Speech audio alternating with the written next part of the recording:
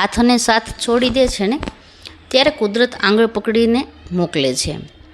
તમારી તાકાત તમારા વિચારોમાં રાખો, તમારા અવાજમાં નહીં. કારણ કે પાક છે ને હંમેશા વરસાદ આવે ને ત્યારે એનાથી જ પાકે છે, પૂરથી નહીં.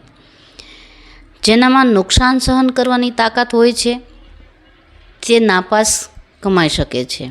પછી એ સંબંધ હોય કે કોઈ ધંધા વ્યવસાય બિઝનેસમાં હોય. કહેવાય છે કે જો ઈરાદો સારો હોય તો નસીબ ક્યારેય ખરાબ થતું નથી કે ખરાબ હોતું નથી. તો એટલા માટે ઘણા છે ને નસીબને જ કોસતા હોય, અમારા નસીબ આવા છે ને, અમારા નસીબ ઓમ છે ને, અમારી યારે આવું જ થાય છે ને. તો આ બધું છે એ આપણા વિચારોથી થાય છે. બાકી વિચારો તમારા પોઝિટિવ હોય ને તો કોઈની તાકાત નથી કે તમારી યારે કંઈ પણ થાય. પણ હા, નેગેટિવ હોય તો એવું થાય. એટલા માટે વિચારોમાં પણ પોઝિટિવ રહેવું.